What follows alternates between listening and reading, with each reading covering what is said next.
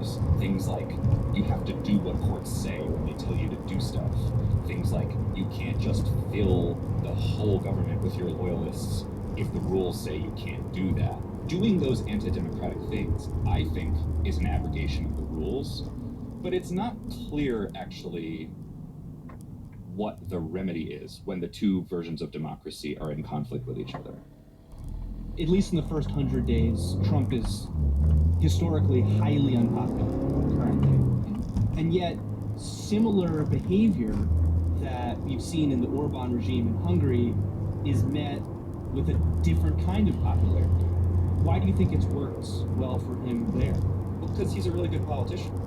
And he's actually, in many ways, very responsive to what people want. He's always running polls. He's always running these kind of informal plebiscites. We kind of have this view of if you're a non-democratic leader, you just don't give it about public opinion and you don't take it into account. But in the 21st century, at least, a lot of these leaders are very tapped into public opinion. This is actually another problem with democracy that is sometimes called the tyranny of the majority, right? In the Jim Crow South, southern states were anti-democratic terror regimes that were run by white supremacists that were democratically popular if you only counted white people. Often, if you give people enough of what they want, either materially or spiritually or in terms of a kind of patriotic narrative, they'll overlook a lot of things. This is true of Trump also. If you give people something to believe in, like MAGA, and you give them a certain benefit of some kind, and then you say as an implicit part of the deal, I'm also going to do a little cronyism on the side and let Jared Kushner go do some real estate deals, that can kind of work as a tacit democratic bargain. Coming up, more of my interview with Andrew Marantz, in which he describes the hollowed out media in Hungary as if every TV channel was Fox News. This is On the Media.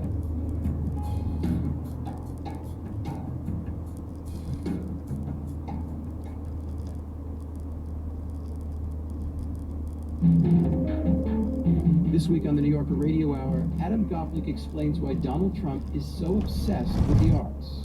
I think that there's this enormous sense, certainly around the people who he surrounds himself with, that they have been wounded by American culture in some profound way. Adam Gopnik joins me on the New Yorker Radio Hour from WNYC Studios. Listen wherever you get your podcasts.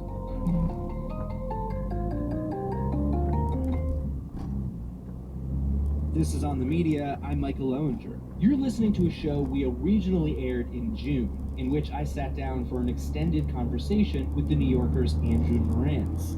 When it comes to the media, what Andrew learned when he was examining Hungary's diminishing democracy is that the press doesn't keel over and die on a given day, it's extinguished slowly.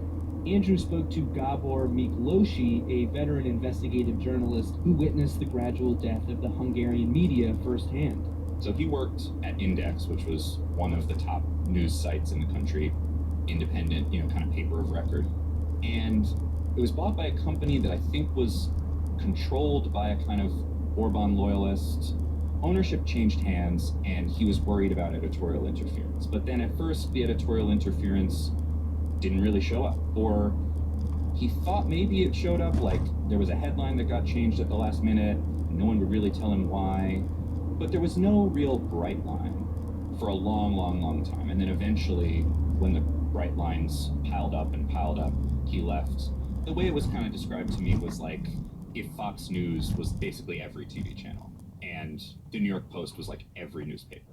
And he now works at Partizan, which is really kind of the most important independent media outlet in the country. It's mostly a YouTube channel. And I spent some time at the studios of Partizan. And again, there's all this ambiguity, right? It's sort of like the CEU thing. People would tell me, oh, the Hungarian media is cooked. It's done for. And then I show up in Budapest, and Partizan is this really popular YouTube channel. It's operating openly. The government knows about it. Everyone knows about it.